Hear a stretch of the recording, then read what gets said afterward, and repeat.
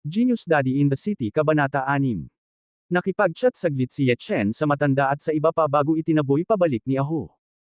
Tungkol naman sa Lamborghini na binigay sa kanya ni Gu Xiaokan, hindi niya ito pinaandar, dahil wala pa siyang driver's license. Para makaiwas sa sobrang gulo, kailangan niya muna itong iwan sa bahay ni Gu. Si Mr. Gu ay nakatayo sa harap ng bintana at pinanood ang pag-alis ng sasakyan. Parang may naisip siya. Bigla siyang lumingon kay Gu Yingying sa likuran niya at nagtanong, nga pala, ano ang ginagawa ng mga magulang ni Mr. Ye?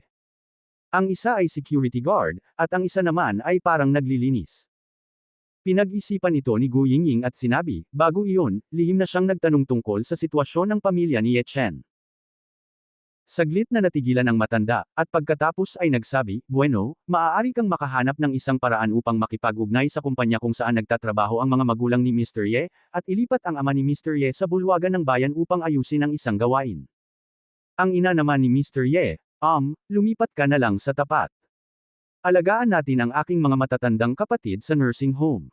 Bahagyang nakataas ang bibig ni Gu Yingying, nagulat siya, ngunit pumayag siya. Kakabalik ko lang sa neighborhood ko. Nakita ni Ye Chen ang kanyang anak na si Mengmeng na may dalang patpat at tinutulak ang isang grupo ng maliliit na bata upang tumakbo. Huminga ang maliit na lalaki at sinabing, huwag kang tumakbo, kung may kakayahan ka. Tigilan mo ako. Paminsan-minsan, ang mga bata na tumatakbo sa harapan ay tumalikod at humarap sa kanya, na napasigaw ang maliit na lalaki sa galit, mabilis na naabutan ang maliit na taong grasa na tumatakbo sa dulo, at pagkatapos ay pinalo siya ng isang stick. Napaluha ang munting matabang lalaki. Mengmeng. Nagmamadaling lumapit si Ye Chen at niyakap ang maliit na lalaki sa kanyang mga bisig, ano ang sitwasyon? Dad. Pinagalitan nila na si Mengmeng ay sinundo ng lolo't lola. Namula ang maliit na lalaki at labis na naagrabyado. Nang makita ng maliliit na brats na dumarating ang mga matatanda, nagmadali silang naglaho, halatang takot na mabugbog. Galit at nakakatawang sinabi ni Ye Chen, wala bang ama si Mengmeng? Paano ito kukunin? Oo, pero patuloy nilang pinapagalitan si Mengmeng ng ganito, at hindi sila mapag-alitan ni Mengmeng, kaya matatalo lang sila. Inilagay ng maliit na lalaki ang kanyang mga kamay sa kanyang balakang at galit na sinabi, kung magagawa mo ito, hindi ka kailanman magbib. Saglit na natigilan si Ye Chen, ngunit natigilan siya sa mga salita ng maliit na lalaki, at pagkatapos ay inabot niya at kinurot ang mukha ng maliit na lalaki at sinabing, hindi maaaring ganito sa susunod, paano kung mahulog ka? Pero paano kung pag-alitan pa rin nila si Mengmeng? Nagpout ang maliit na lalaki, halatang hindi kumbinsido. Ngumiti si Ye Chen at sinabing, kung papagalitan ka nila sa susunod, sabihin mo kay tatay, pupunta si tatay sa kanilang teorya sa pang-adulto at tatanungin sila kung paano nila pinag-aaralan ang kanilang mga anak. Walang ganang tumango ang maliit na lalaki. Umiling si Ye Chen, dinala siya pabalik sa bahay, at nalaman na wala ang kanyang mga magulang. Mukhang magtatrabaho siya, at nag-aalalang nagtanong, Mengmeng, gutom ka ba? Hindi ako nagugutom, bumalik si Lola ng tanghali para ipagluto si Mengmeng. Umiling ang maliit na lalaki, binuksan ang TV ng masunurin, at tumingin sa malaki ang ulo na ama at ang maliit na ulo na anak sa itaas. Pagkatapos pumasok sa banyo si Ye Chen para maligo, umupo siya sa tabi ng maliit na lalaki at kumuha ng chi at blood marrow pill mula sa kanyang mga braso. Tay, ano po ito? Napakabango. Naakit agad ang maliit na lalaki sa bango ng medicinal pill, nanlaki ang mga mata at puno ng curiosity ang mukha. Ngumiti si Ye Chen at sinabing, ito ang candy na binili ni tatay para sa iyo. Candy. Masarap ba? Naningkit ang mga mata ng munting lalaki at hindi niya napigil ang mapalunok. Masarap kumain. Agad na kinuha ng maliit na lalaki ang chi at blood pill dito at inilagay ito sa kanyang bibig. Matapos itong matikman ay napawaw siya at tuluyang bumagsak ang kanyang munting mukha. Nanlamig si Ye Chen sa kanyang puso, iniisip na may mangyayaring mali, tama ba? Makatuwiran na walang magiging problema sa mga tabletang panggamot na ginawa niya, at magiging maayos si Mr. Gu pagkatapos itong inumin. Bitter, so bitter, nagsinungaling si Dad kay Mengmeng, kontrabida si Dad. Napaluha ang batang si Pear Blossom, natatakpan ng luha ang kanyang mukha. Nakahinga ng maluwag si Ye Chen, bumangon at binuhusan siya ng isang basong tubig, o maaliw? Talagang hindi nagsinungaling si tatay sa iyo, mapait ang candy na ito sa una, ngunit nagiging matamis ito sa huli.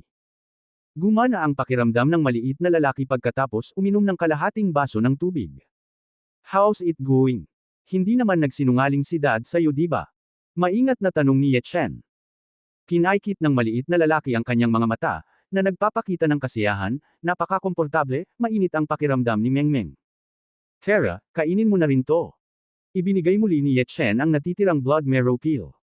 Itinikom ng maliit na lalaki ang kanyang bibig at tatanggi na sana. Nagmamadaling sinabi ni Ye Chen, Mengmeng, basta kainin mo ito, ihahatid ka ni tatay sa labas para maglaro bukas. Talaga? Tay, hindi ka pwedeng magsinungaling kay Mengmeng, wala pang nakakita ng unggoy, o malaking tanggang elepante. Biglang lumiwanag ang mga mata ng batang lalaki. Talaga, dadalhin ka ni Dad bukas. Ang maliit na lalaki ay ngumiti ng may kasiyahan, kumain ng tableta sa utak ng dugo, at uminom ng kalahating baso ng tubig. Hinawakan ni Ye Chen ang kanyang kamay at pinakiramdaman ito ng mabuti, at pagkatapos lamang malaman na ang mga lason sa kanyang katawan ay napigilan ay nahulog ang malaking bato sa kanyang puso. Tumalon ang maliit na lalaki sa kanyang mga bisig, tumangala sa kanya, kumurap at sinabing, Tay, namimiss ni Mengmeng ang kanyang ina. Nagulat si Ye Chen, inabot niya at pinisil ang pisngi niya, at inaliw, miss na rin ni Dad si nanay. Kapag gumaling na ang sakit ni Mengmeng ng pamilya ko, dadalhin ng tatay ko si Mengmeng para hanapin ang nanay niya, okay. Kung makita ng nanay ko si Mengmeng kung wala sa kalusugan si Meng, malulungkot ang nanay niya. Aha! Masunarang tumango ang maliit na lalaki, si Mengmeng ay dapat na magaling, at si tatay ay dapat na magaling, upang ang ina ay maging masaya. Ngumiti si Ye Chen at kukuruti na sana muli ang kanyang mukha, ngunit nagmamadaling umiwas ang maliit na lalaki at bamantong hininga, Tay, huwag mong kurutin ang mukha ni Mengmeng, kung pinalaki mo ang mukha ni Mengmeng, hindi ito makikilala ng ina. Ang cute. Munting matalinong multo. Hindi napigilan ni Ye Chen na hawakan ang kanyang ulo, para lamang maramdaman ang isang pagsabog ng init na dumadaloy sa kanyang puso. Ito ang buhay na gusto niya. Kung walang mga magulang, walang asawa at anak, ano pa ang silbi ng kanyang Ye Chen kahit na siya ay immortal sa loob ng 1,000 taon at immortal? Makalipas ang mahigit 10 minuto, nakahiga ang anak na babae sa kanyang mga bisig at nakatulog ng mapayapa, tumayo si Ye Chen at binuhat siya pabalik sa silid, tinakpan siya ng kubrekama bago lumabas. Bandang 6:00 ng hapon, bumalik sina Ye Hai at Wu Lan. Habang kumakain, binigyan ni Ye Chen ang kanyang mga magulang ng mga tabletang pampalakas ng katawan na inihanda niya. Nagulat ang dalawang matanda nang makitang bumuti na ang kanilang katawan, puti ang buhok. Ang pagiging itim na buhok ay parang mas bata sa 20 taong gulang. Sa pagharap sa mga pagdududa ng pangalawang matandang lalaki, ipinaliwanag ni Ye Chen na ito ay isang bagong uri ng gamot na dinala niya pabalik mula sa labas sa mga nakaraang taon. Buti na lang at hindi masyadong nagtanong ang dalawang matanda. Matapos makatulog ang dalawang magulang, bumalik si Ye Chen sa silid at nagsimulang magsanay. Alam niyang marami pa siyang dapat harapin, hindi pa banggitin ang pagpunta sa Yangcheng pagkatapos ng Marso, at ngayon ay may taong nakatayo sa kanyang ulo si Yuan Bupo, ang unang tao sa Tianan. Makalipas ang mahigit 1 oras, dahan-daang nakabangon si Ye Chen mula sa pagsasanay, at mukhang medyo nadismaya. Sa kasamaang palad, kaunti na lang ang mararating sa gitnang yugto ng pagtitipon ng espiritu. Tila ang ilang mga halamang gamot para sa pagsasanay ay kailangang pinuhin sa hinaharap. Sa oras na ito, nag-vibrate ang kanyang mobile phone, at isang kakaibang tawag mula kay Tianan ang ipinakita dito. Sumimangot si Ye Chen at sinagot ang tawag. Mr. Ye, it's me, Lin Tai. I set up a banquet at Jufushuang tonight. I want to apologize to you personally. I wonder if you can give me a chance. Umaga ng katapusan ng linggo.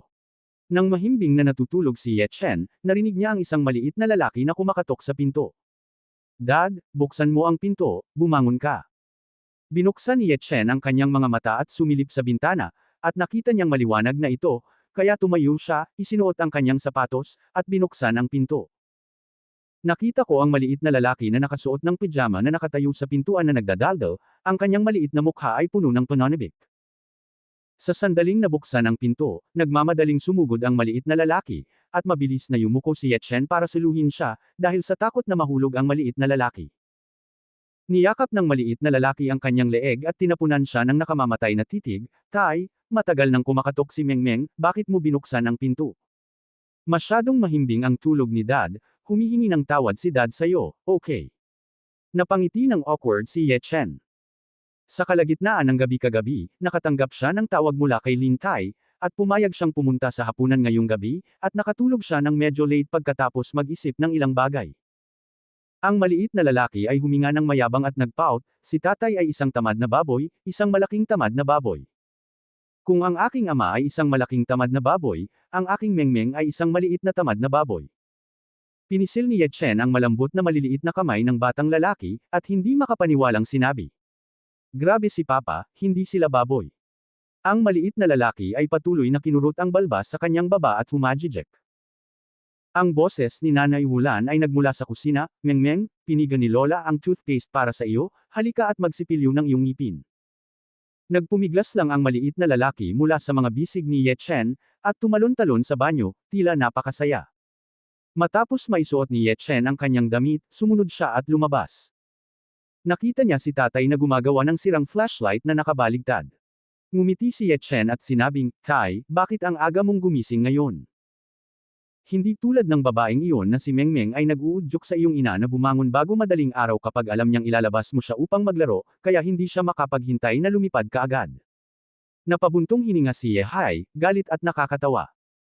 Tumingin si Ye Chen sa direksyon ng banyo, at nalaman na ang maliit na lalaki ay nakatayo sa tabi ng wash basin na may malaking tasa ng tsaa, nagsisipilyo ng kanyang mga ngipin, at isang dumi sa ilalim ng kanyang mga paa.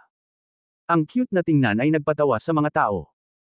Naglabas si Ye Hai ng 1,000 yuan mula sa kanyang katawan at iniabot ito kay Ye Chen, at nakangiting sinabi, kunin mo ang pera na ito, at isama mo si Mengmeng upang maglaro sandali ngayon. Mabibili mo ang kahit anong gusto ni Mengmeng. Kung pag-uusapan, ako at ako ang iyong ina ay nahihiya din. Kadalasan, kami ng nanay mo ay abala, at si Mengmeng ay matanda na at hindi pa niya dinadala sa zoo. Dad, I have the money, pwede mong bawiin. Umiling si Ye Chen, lihim na nagpa siya na pumunta sa bangko para kumuha ng pera bago lumabas, at ibigay sa kanyang mga magulang habang ginugugol ang sarili. Tiningnan siya ni Ye Hai at hindi na pinilit matapos makitang hindi siya mukhang peke. Maya-maya, lumabas ng silid ang maliit na lalaki na nakasuot ng maliit na asol at puting palda, na may usbong na ayos ng buhok sa kanyang ulo, hinayla ang sulok ng palda at umaasang sinabi, Tay, ang cute ng palda na ito. Guwapo, ang ganda ng Mengmeng ko kahit anong suotin niya. Tumingin si Ye Chen sa kanya, ang kanyang mga mata ay puno ng paghanga. Matapos purihin ang maliit na lalaki, ngumiti ito ng matamis at tila napakasaya. Matapos tulungan ng ina ang maliit na lalaki na magbihis, pumunta siya sa kusina at nagsimulang magluto ng almusal. Sa sandaling nakakain ang almusal, ang maliit na lalaki ay naiinip at patuloy na hinihimok si Ye Chen na umalis. May sinabi si Ye Chen sa kanyang mga magulang, at pagkatapos ay hinawakan niya ang kanyang kamay habang umiiyak at lumabas ng pinto. Sa daan, ang mukha ng maliit na lalaki ay puno ng mga ngiti, Tay, saan tayo maglalaro? Pumunta ka muna sa bangko, kukuha si Dad ng pera. Ngumiti si Ye Chen at naglakad patungo sa malapit na bangko kasama ang maliit na lalaki. Ang 1,000 yuan na ibinigay sa kanya noon ni tatay ay may ilang daang natitira, na hindi pa rin sapat. Makalipas ang mahigit 20 minuto, dumating ang mag-ama sa malapit na China Construction Bank. Pumunta si Ye Chen sa ATM upang suriin, at nakakita ng isang paunawa dito, na nagsasabing sira ang ATM, at hiniling sa kanya na pumunta sa counter para mag-withdraw ng pera. It was the weekend and it was already crowded. Nag-alinlangan siya, at nang papasok na sana siya kasama ang maliit na lalaki, narinig niya ang tunog ng preno sa likuran niya. Lumingon si Ye Chen sa likod at nakita ang isang Land Rover Aurora na nagmamaneho, nakapark sa kanyang harapan ng dominanti, at halos mabangga siya, kinuha ni Ye Chen ang kamay ng maliit na lalaki at umatras ng ilang hakbang, pagkatapos ay mukhang malungkot sa Land Rover Evoque na iyon. Pagbukas ng pinto, nakita ang isang babae na lumabas ng co-pilot. Maganda ang suot ng babae, may makapal na make-up sa mukha at purple na lipstick sa labi. Kasabay nito, lumabas sa kotse ang isang nasa katanghaliang gulang na lalaki na may bitbit na tiyan at nakasuot ng damit. Ang babae ay tumingin sa mag-ama ni Ye Chen nang hindi malay, siya ay natigilan sa una, at pagkatapos ay hindi makapaniwalang sinabi, Ikaw. Ikaw ba si Ye Chen? Ikaw si Yuan Yu. Sumimangot si Ye Chen at hindi makapaniwalang sinabi. Sobrang revealing talaga ang suot ng babae, palda sa balakang, medyas na itim, at hindi nakatali ang neckline, at hindi na siya makapaghintay na ipakita ang lahat ng nasa loob. Ikaw talaga. Lumiwanag ang mukha ni Yuan Yu, at nagmamadali siyang humakbang pasulong ng may buntong hininga, kung hindi mo pa tinawag ang pangalan ko ngayon, halos hindi ko na ito makilala. Halos hindi ko nakilala. Ngumiti si Ye Chen. Ang babaeng nasa harapan niya ay dati niyang kaklase sa kolehiyo. Bago nagkita sina Ye Chen at Su Yuhan, marahil dahil sa magandang relasyon ni Ye Chen, patuloy na hinahabol ni Yuan Yu si Ye Chen sa oras na iyon, ngunit wala nang nararamdaman si Ye Chen para sa kanya, at hindi na niya kaya. Yun lang. Tiningnan lang ng mabuti ni Yuan Yu si Ye Chen, at pagkatapos na makitang medyo madulas ang kanyang damit, may bakas ng pang-aalipusta sa kanyang mga mata, ngunit ngumiti pa rin siya. Hindi kita nakikita sa loob ng 7 o 8 taon, ano ang ginagawa mo ngayon? Anong uri ng trabaho? Tapos ka na bang magsalita? Nagmamadali ako. Ang lalaking nasa tabi niya ay malamig na ngumuso, nang hindi man lang tumitingin kay Ye Chen, siya ay napaka-invincible. Bahagyang sinabi ni Ye Chen, wala akong trabaho sa ngayon. Bahagyang ngumiti si Yuan Yu, lumakas at lumakas ang pang-aalipusta sa kanyang mga mata, at nagkunwari siyang nagulat, hindi naman, scholar ka sa aming klase sa marketing noon, paano ka hindi makakahanap ng trabaho? Pagkatapos sabihin ito, hinawakan niya ang kamay ng kalbong lalaki sa tabi niya ng buong pagmamahal, at mahinahong sinabi, by the way, hayaan mo akong ipakilala sa iyo, ito ang aking lalaki na si Zhao Bin, na kasalukuyang direktor ng isang nakalistang kumpanya. Na may taunang sweldo na 500,000 yuan. Very good. Tumango si Ye Chen. Ang kanyang hindi maalat at walang malasakit na ugali ay bahagyang napakunot ang noo ni Yuan Yu, at medyo hindi siya nasisiyahan, at ang kanyang damdamin para kay Ye Chen ay muling bumagsak. Ano ang iyong pagpapanggap na kalmado? Kung hindi kayo magkasundo, sabihin mo lang ng diretsyo. Baka ipahanap ko kay Zhao Bin ng trabaho sa kumpanya nila para sa kapakanan ng mga dati kong kaklase. Buti na lang at hindi ako nagtagumpay noong hinabol kita, kung hindi, baka kasama kita kumain ng dumi ngayon. Sa oras na ito, napansin niya si Mengmeng sa tabi ni Ye Chen, natigilan siya, at pagkatapos ay sinabi, huwag mong sabihin sa akin na ito ang iyong anak. Habang naglalakad siya, lalapit na sana siya at hahawakan si Mengmeng, nagmamadaling nagtago si Mengmeng sa likod ni Ye Chen, pinisil ang kanyang ilong at nahihiyang sinabi, masama kang babae, huwag mo akong hawakan, mabaho ka na sa kamatayan. Ang ngiti sa mukha ni Yuan Yu ay biglang tumigas, at malamig niyang sinabi, Ye Chen, kulang sa edukasyon ang iyong anak. Sinabuyan ng imported na pabango ang matandang babae. Hindi ko kayang ipagbili ka ng patay na babae. Saan amoy? That's my business. I will definitely educate her pagbalik ko. Marahang pinisil ni Ye Chen ang kamay ng batang lalaki. Naiinip na sinabi ni Zhao Bin sa gilid, bakit ang dami mong kausap sa ganitong klaseng tao? Nagmamadali ako. Yun lang, magkita-kita ulit tayo pag may time. Mapait na ngumiti si Yuan Yu, at pagkatapos mag-iwan ng pangungusap, niyakap niya ang kamay ni Zhao Bin at pumasok sa bangko. Pagkaalis ng dalawa, sinabi ng maliit na lalaki sa isang gatas na boses, Kai, sino itong dalawang masamang tao? Isa sila sa dating kaklase ni Dad. Yumuko si Ye Chen at hinawakan ang kanyang ulo, at nagtanong, nga pala, paano mo masasabing mas asama silang tao? Sila ang masasamang tao.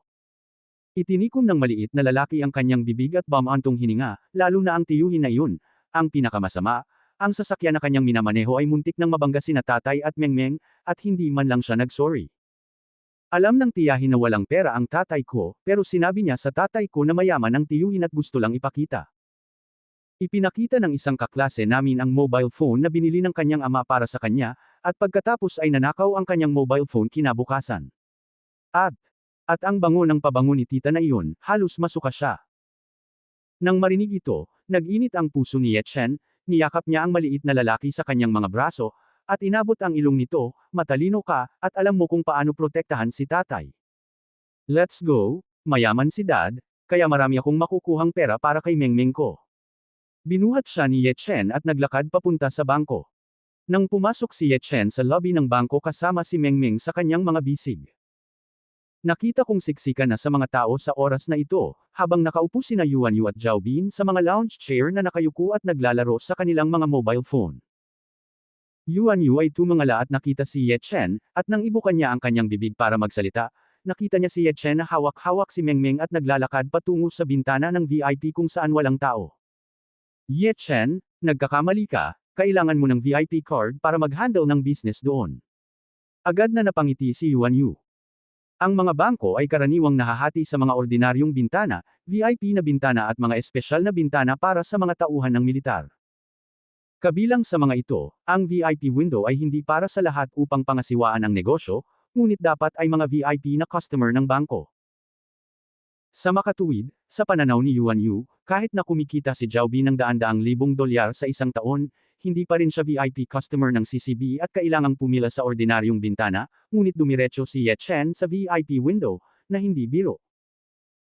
Nagbingi-bingihan si Ye Chen, at pagkatapos ibaba ang maliit na lalaki, inilabas niya ang itim na card na ibinigay sa kanya ni Sun Jiaonian mula sa kanyang katawan, at pagkatapos ay naglakad papunta sa babaeng tindero sa tapat ng counter at sinabing, "Pakiusap, tulungan mo akong makakuha ng pera."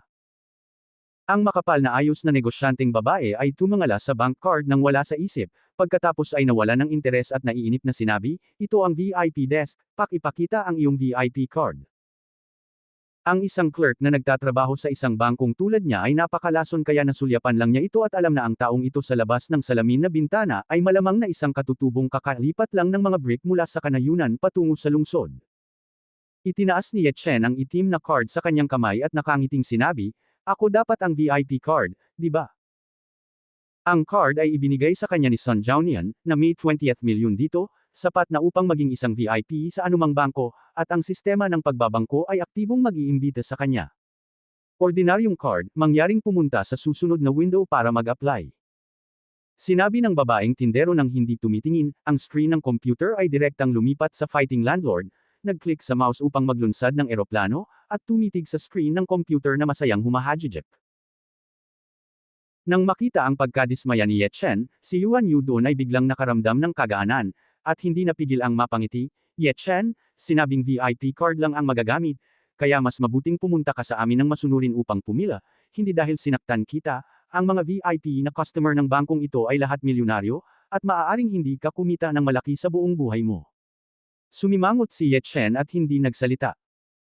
Nang makitang tahimik siya, naisip ni Yuan Yu na siya na mismo ang nagsabi, at mas malakas na sinabi, "Ye Chen, alam kong kailangan mong maging matatag, at ayaw mong mawalan ng mukha sa harap ng dati kong kaklase, ngunit kailangan mong maging mulat sa sarili, tama ba?" Sa oras na ito, ibinaba ni Zhao Bin ang telepono, tumingala kay Ye Chen na may paghamak, at minisyon si Yuan Yu sa tabi niya, "Tingnan mo ang mga taong kilala mo, para lang mapahiya ako." Habang sinasabi niya iyon, naglabas siya ng ilang daang dolyar mula sa kanyang pitaka, tiningnan si Ye Chen ng may paghamak, at sinabing, "Sa palagay ko kukuha ka rin ng 1,800 dolyar, para sa kapakanan ng buwan, kunin mo ang pera na ito at kunin mo ito, tretuhin mo lang ito tulad ng pag-aabuloy ko sa iyo, huwag ka nang mahiya dito muli. Masama kayong mga tao, hindi ako papayag na magsabi kayo ng ganyan tungkol sa tatay ko." Si Mengmeng, ang batang babae, ay pinandilatan ng mata si Yuan Yu at silang dalawa, namumula ang mukha. Bagamat bata pa siya, nakikita pa rin niya na ang kanyang ama ang pinupuntirya ngayon. "Damn girl, bakit ka nakikialam kapag nagsasalita ang Panginoon mo?" Tiningnan ni Yuan Yu ang maliit na lalaki na may galit sa kanyang mukha, at muling inisyon, "Mukhang hindi talaga ang iyong ama. Hindi ko alam kung ito ang maliit na bastard na lihim na ipinanganak ng iyong ina at kung sinong pulubi. Mabaho daw kasi ang maliit na lalaki noon, at ang cute at magandang pag-uugali ng maliit na lalaki ay nagseselos sa kanya ng palihim. Kailan pa napag-alitan ng ganito ang maliit na lalaki, napawaw siya sa bulwagan, napaiyak siya ng malungkot, at napalingon sa kanya ang hindi mabilang na tao. Nanlamig ang mukha ni Ye Chen, at hakbang-hakbang siyang naglakad patungo kay Yuan Yu, napakalamig ng boses niya, paumanhin. "Ikaw, anong gusto mong gawin?" Nang makita siyang naglalakad palapit sa kanya, nataranta si Yuan Yu. After realizing the bank here, she regained her confidence. "Apologies.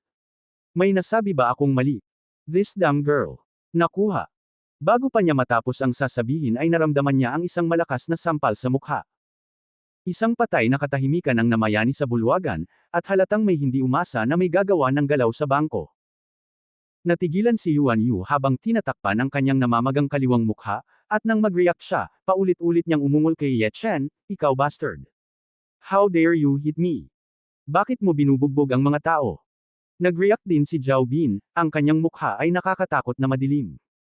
"Huwag mong gawing murang kapital ang pagpaparaya ko sa iyo. Ang sampal na ito ay parusa sa mga bastos mong salita. Kung hindi dahil sa pagiging babae mo, wala kang pagkakataong magsalita ngayon." Bumagsak ang napakalamig na boses ni Ye Chen, at tila ang temperatura sa buong bulwagan ay bumaba ng higit sa 10 degree sa isang iglap. Hindi niya pinansin noon si Yuan Yu, para lang sa mga dati niyang kaklase, pero hindi niya akalain na magiging mas agresibo ang babaeng ito. Ang mga dragon ay may kabaligtaran na kaliskis, mamamatay ka kung hinawakan mo sila. Ang kanyang kabaligtaran na kaliskis ay pamilya. Biglang tumigil sa pag-iyak ang batang si Mengmeng, nanlaki ang kanyang mga mata at masayang ipinalakpak ang kanyang mga kamay. Magaling tumugtog si tatay, magaling tumugtog, kung kaya mo, hindi ka na magbib. Ang mukha ni Yuan Yu ay naging asul at puti saglit, at hindi niya namamali na ibinuka niya ang kanyang bibig para pag-alitan siya, ngunit nang makilala niya ang nakamamatay na tingin ni Ye Chen, bigla niyang nilunok ang kanyang mga salita.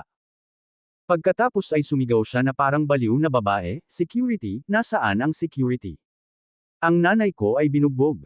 Bumagsak ang boses. Lumabas sa bangko ang isang security guard na naka-uniforme. Sa sandaling nakita niya siya, nagmamadaling itinuro ni Zhao Bin si Ye Chen at sinabing, "Security guard, sinaktan ng batang ito ang asawa ko, gusto kong tumawag ng pulis."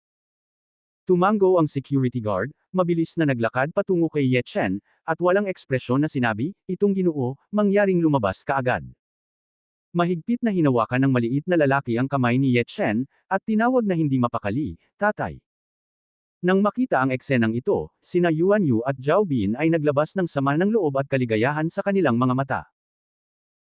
Nang makitang hindi gumagalaw si Ye Chen, agad na iniunat ng security guard ang kanyang kamay at hinawakan si Ye Chen, at pagkatapos ay nagbago ang kanyang mukha, at natakot siya nang makitang ang kanyang kamay ay nasalo ni Ye Chen, at pinisil ng malaking puwersa ang kanyang mga kasukasuan. "Sing Sing!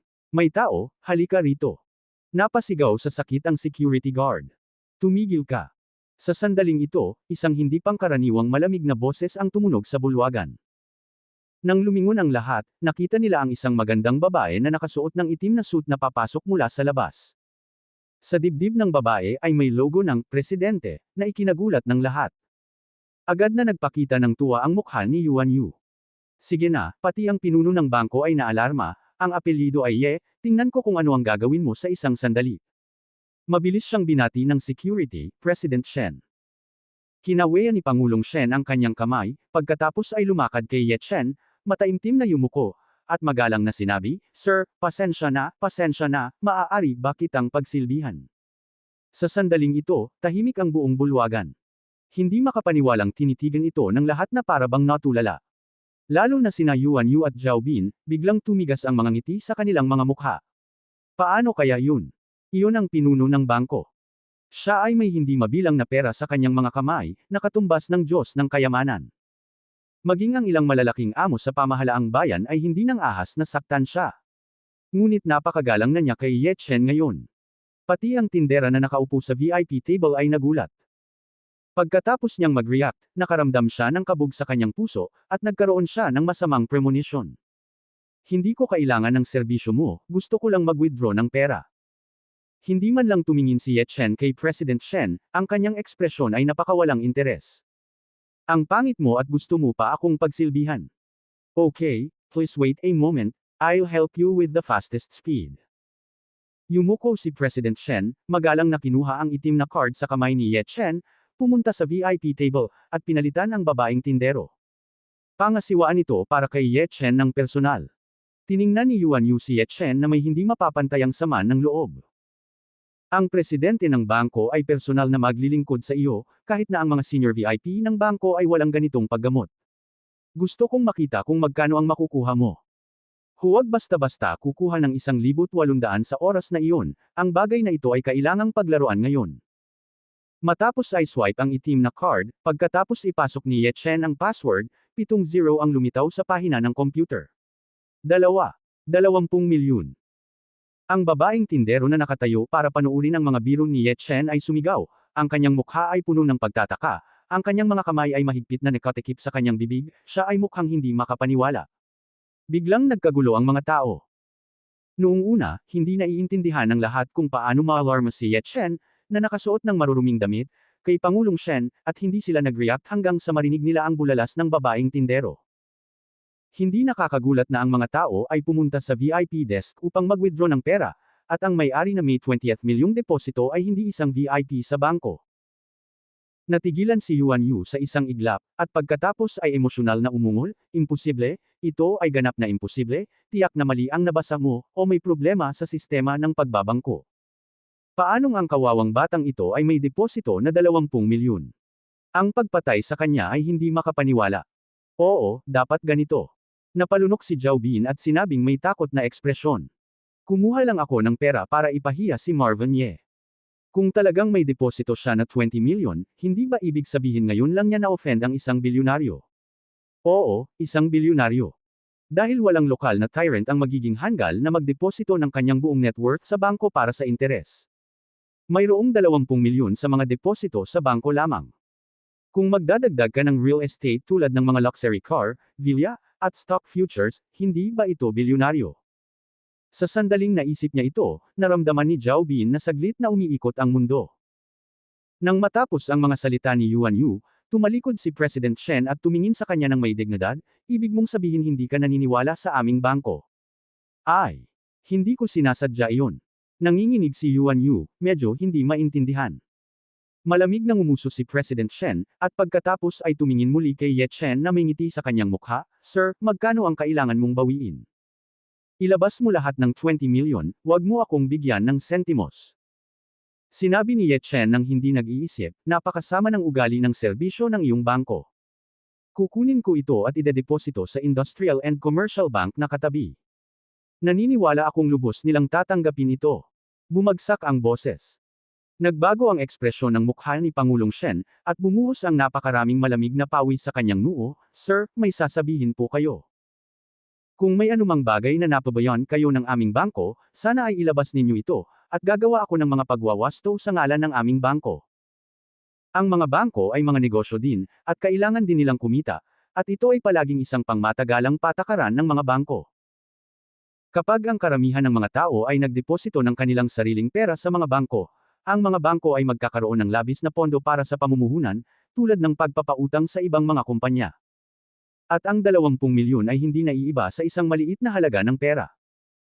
Kung talagang kumuha si Ye Chen ng 20 milyon, siya, ang presidente, ay hindi makapagpaliwanag sa board of directors pagkatapos. Ang pinakamahalagang bagay ay kahit na walang laman ang vault, hindi siya makakakuha ng ganoong kalaking pera sa ilang sandali. Malamig na ngumiti si Ye Chen at hindi nagsalita. Tiningnan ni President Shen ang babaeng tindero sa tabi niya na may malamig na ekspresyon, at sinabing, anong nangyayari?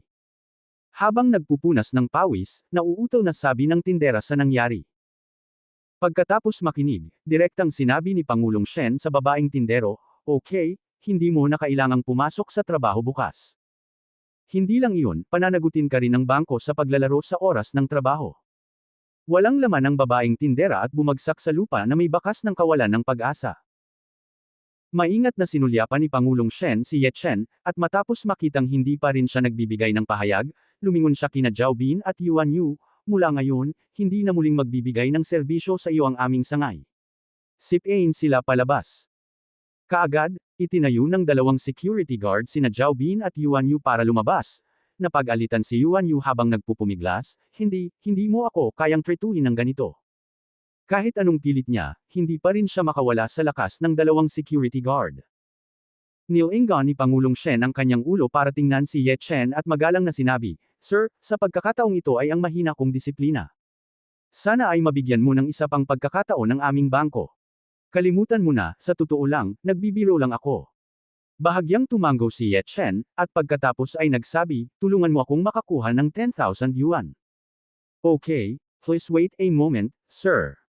Matapos bumalik si Pangulong Shen sa counter at umorder ng pera, magalang niyang inabot ito kay Ye Chen gamit ang dalawang kamay. Kinuha ito ni Ye Chen at inilagay sa kanyang katawan, pagkatapos ay binuhat ang batang si Mengmeng at lumabas. Pagkaalis niya, sa wakas ay hindi naiwasang magtanong ng isang tindero sa gilid, President, 20 million lang ang deposito ng taong yan, bakit mo siya tinatrato? So respectfully to him. Nakahinga ng maluwag si Pangulong Shen at nagpaliwanag, naaalala mo, hindi mo mahuhusgahan ang mga tao sa kanilang hitsura sa hinaharap. Hawak lang ng Ginoo ang isang Centurion Black Gold Card, na pag-aari ng pinakamayayamang tao sa mundo. Mahigit 100 taon na akong nagtrabaho sa CCB. Makalipas ang mga taon, ito ang unang pagkakataon na nakita ko ang ganoong card sa sarili kong mga mata. Wow! Sumabog na naman ang mga tao. Tungkol sa mga iniisip ni Pangulong Shen, hindi alam ni Ye Chen, kahit alam niya, wala siyang pakialam. Pagkatapos umalis sa bangko, kinuha niya ang maliit na lalaki at naglakad sa Shuyan Road. Dahil weekend iyon, napakaraming tao sa kalsada, at ang maliit na lalaki ay interesado sa lahat ng ito, at paminsan-minsan ay itinuro niya ang mga bagay sa gilid ng kalsada at nakikipag-chat. Tay, ang daming sasakyan. Tatay, tingnan mo, Candid Gourd. Tay, gusto ng mga tao ang lobo na iyon. Para sa mga kinakailangan ng maliit na lalaki, natural na ngumiti si Ye Chen at isa-isa silang nasiyahan. Pagkaraan ng ilang sandali, mayroon siyang maraming mga bagay sa kanyang kamay, at ang isang maliit na mukha ay puno ng kasiyahan. Lalo na pagdating sa zoo, nakita ang mga hayop sa mga kulungan, ang maliit na lalaki ay nasa sabik na gusto niyang makapasok at makipagkamay at yakapin sila. Pagdating niya, pagkatapos ilabas ni Ye Chen ang maliit na lalaki sa isang supermarket, ang maliit na lalaki ay nagmamadaling tumakbo sa makina ng manika sa pasukan ng supermarket, at tiningnan ang iba't ibang mga manika sa loob, na puno ng maliliit na bituin. Tay, gusto ng mga tao na hulihin ang manika, ang kulay rosas. Ngumiti si Ye Chen at ipinagpalit ang $10 para sa mga barya, at pagkatapos ay tinulungan ang maliit na lalaki na maglagay ng barya. Agad na minanipyala ng maliit na lalaki ang rocker para kunin ang malaking manika ni Minnie sa gitna, ngunit sa kasamaang palad ay hindi man lang nahawakan ng hook ang gilid ng manika. Ang hirap abutin, kalimutan mo na, huwag ka nang maglaro. Nang makitang hindi niya ito nahuli, medyo nasaraan ng loob ang maliit na lalaki. Halika, hayaan mong mahuli ka ni Dad. Tinapik-tapik ni Ye Chen ang kanyang ulo, tumingkayad at naglagay ng isa pang barya. Nanlaki ang mga mata ng batang lalaki at kinakabahan siyang nagsabi, Tatay, kailangan mong mahuli ito. Nahuli ng kawit ang manika ni Mickey nang walang pagkukulang. Ang maliit na lalaki ay agad na namula sa punonibik, itinaas ang kanyang mga daliri sa paa at hinalikan ang mukha ni Ye Chen, nakuha ko, tatay, ang galing mo. Gusto mo pa bang mahuli? Nakangiting tanong ni Ye Chen. Tumango ang munting lalaki na parang manok na tumutusok ng kanin, opo, tay, gusto din ni Meng Meng. Naghagis muli ng barya si Ye Chen, at sa tuwing sasaluhin niya ito, sigurado siyang tatama ng walang exception. Sa maikling panahon, ang maliit na lalaki ay may napakaraming mga manika sa kanyang kamay na hindi niya ito maibaba. Ang serye ng mga insidenteng ito ay nakakuha ng atensyon ng maraming pedestrian, na lahat ay tumingin kay Ye Chen ng may paghanga. Lalaking toro. Nakita lang nila sa balita ang sitwasyong ito, pero parang hindi naman masyadong exaggerated. Maghintay hanggang mahuli ni Ye Chen ang huling manika. Isang magandang nakadamit na batang babae ang lumabas mula sa karamihan, tumingin kay Ye Chen ng may paghanga, at sinabi sa mahinang boses, Bata, maaari mo ba akong tulungang makahuli ng ilan? Iimbitahan kita sa hapunan mamaya. Nang papayag na si Ye Chen, biglang huminto ang maliit na lalaki, tumayo sa harap ni Ye Chen, at nagpout, hindi. Little sister, bakit hindi mo kaya? Naiiyak na sabi ng dalaga. Itinikom ng maliit na lalaki ang kanyang bibig at same time na sinabi, ang aking ama ay may asawa. Sa mundong ito, maliban kay Meng Meng, ina, at lola, hindi maaaring maging mabait si tatay sa ibang babae. Ye Chen. Sa gabi ng katapusan ng linggo, ang simoy ng gabi ay maangin. Pagkatapos suyuan si Meng Meng, na buong araw na naglalaro, na matulog, lumabas si Ye Chen at pinahinto ang isang kotse para magmaneho patungo sa Jufushuang. Kilala ang Jufushuang bilang ang 5-star hotel na may pinakamataas na grado at ang pinakamagastos na pagkonsumo sa 3 probinsya sa timog. Pagdating niya sa tapat ng Jufushuang, tumunog ang cellphone ni Ye Chen, kumunot ang noo niya, pagkatapos ay kinuha ito at ikinonekta. Dumating sa telepono ang bahagyang magalang na boses ni Lin Tai, Oy, Mr. Ye ba yan? Nasa gate na ako ng komunidad nyo. Hindi ko alam kung kailan ako makakaalis. Nauna na akong nakarating sa Jufushuang. Napatingin si Ye Chen sa tapat ng hotel. Sige, saglit lang, andito lang ako.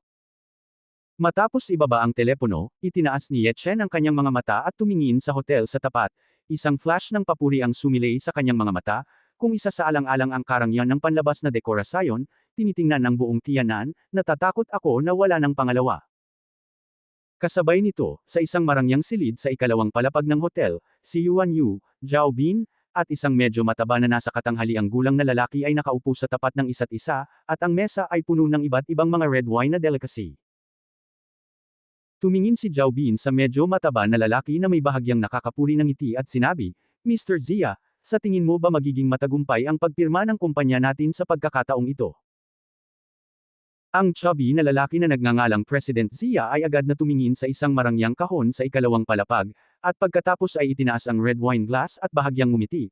Huwag kang mag-alala, lumabas ng personal ang chairman, at ang listahang ito na nagkakahalaga ng 500 milyon ay matatag. So, hindi ba tayo makakakuha ng 1 milyong komisyon? Sabi ni Yuan Yu na namumula ang mukha. Marahil ay nabigla siya at hindi sinasadyang nalaglag ang mga chopstick sa likod niya. Nagmamadali siyang bumangon para kunin ito. Nang babalik na siya sa kanyang upuan, hindi niya namamalayan na tumingin siya sa ibaba sa bintana, at agad siyang natigilan. Nakangiting tanong ni Zhao Bin, "Yu, anong problema?" "Zhao Bin, halika dito dali." Kinawayan siya ni Yuan Yu, at nang lumakad si Zhao Bin sa bintana, itinuro niya ang isang figure sa tapat sa ibaba. "Tingnan mo, si Ye Chen ba ang taong iyon?" Si Zhao Bin ay nagmamadaling tumingin sa ibaba, at nakita niya si Ye Chen na nakatayo sa bangkite sa tapat ng hotel.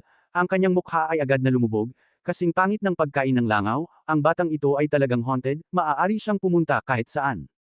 Bumunggu. Nang maisip niya ang eksenang pinalayas silang dalawa sa bangko noong araw, nakaramdam siya ng pag-aapoy sa mukha, na parabang dinanas niya ang kahihiyan. Nang makita ang abnormalidad sa pagitan ng dalawa, si President Zia sa hapagkainan ay nagtanong, "Xiao Zhao, ano ang tinitingnan mo?" "Wala akong nakita, Presidente Zia, nakilala ko lang ang isang kasuklam-suklam na tao." Hindi natural na ngumiti si Zhao Bin, hinayla si Yuan Yu at umupo. Nagtaas ng kilay si President Zia, tumingin sa kanya na may kalahating ngiti, at sinabing, "May holiday sa inyo ang kabilang party."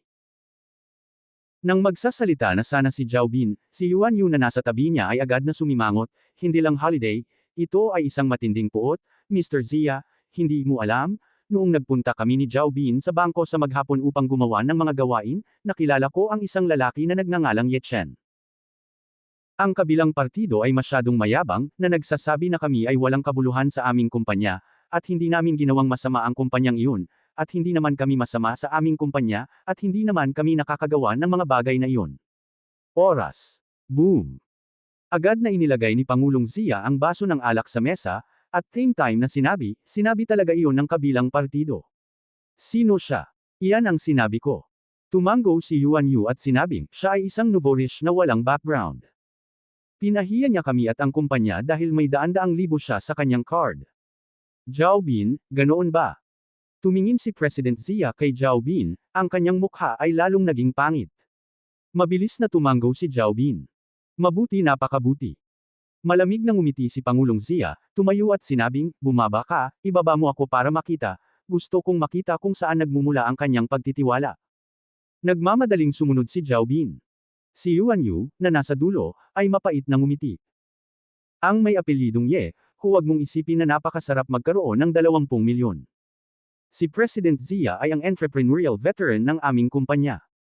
Ang taunang dibidendo ay higit sa 20 milyon, at magdurusa ka mamaya." Nang lumakad si Ye Chen sa pintuan ng hotel at itinaas ang kanyang paa para pumasok, nakita niya ang tatlong tao na naglalakad palapit sa kanya, ang pinunong nakasuot at leather na sapatos, lahat ay mukhang mayaman. Nakatuon ang kanyang mga mata kay Zhao Bin at Yuan Yu na nasa likod ng lalaki, at isang pagtataka ang bumungad sa kanyang mukha. Ito ay talagang isang makitid na daan para sa mga kaaway. "Ikaw si Ye Chen." Tumingin si President Zia kay Ye Chen na may nagbabantang mga mata. Kung mayroon siyang pag-aalinlangan tungkol kay Zhao Bin noon, ngunit pagkatapos niyang makita ang mga ordinaryong damit ni Ye Chen, lubos siyang gamaan. Sumimangot si Ye Chen, "Sino ka?" Hindi niya matindaan na nakita niya ang lalaki.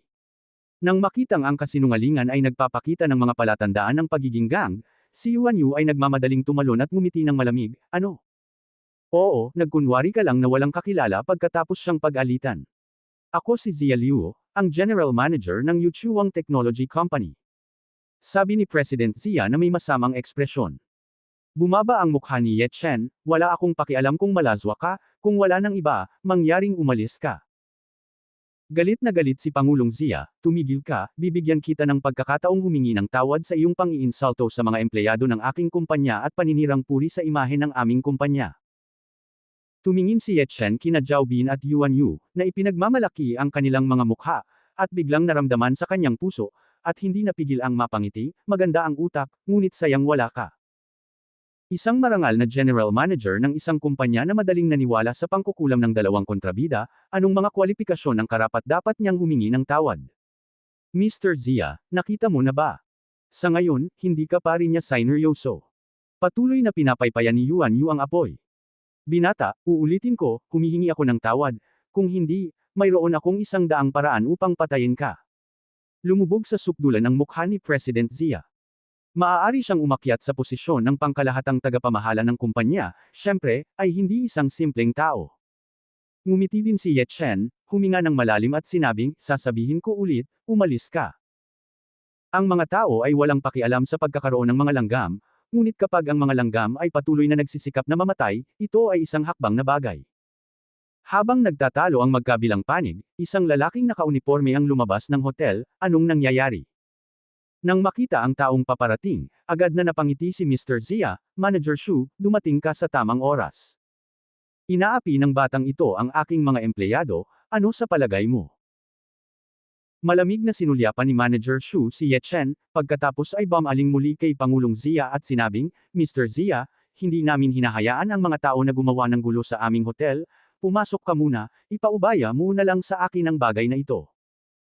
Tumango si Pangulong Zia na may kasiyahan, at pagkatapos ay bumalik sa ikalawang palapag kasama sina Zhao Bin at Yuan Yu na natulala. Pagkaalis ng mga tao, tiningnan ni Manager Shu si Ye Chen nang may paghamak at sinabing, anak, bigyan ka ng pagkakataon, lumabas ka. Gusto ko talagang malaman, bakit kaya sila pumasok? At hindi ako makakapasok. Mahinang sabi ni Ye Chen. Agad namang ngumisi si Manager Shu at sinabing, he's the company of the company, can you compare with him? At saka, nasaktan mo si Mr. Zia, kaya hindi kita mapapasok dahil lang dito. Paano mo malalaman na ako ang nagkasala sa kanya, hindi siya? Ngumuso si Ye Chen at muling nagtanong. Kasabay nito, ang isang pares ng nakakasilaw na headlight ay nagmula sa malayo, na sinundan ng isang pinahabang Bugatti Veyron na nakaparada sa harap ng hotel.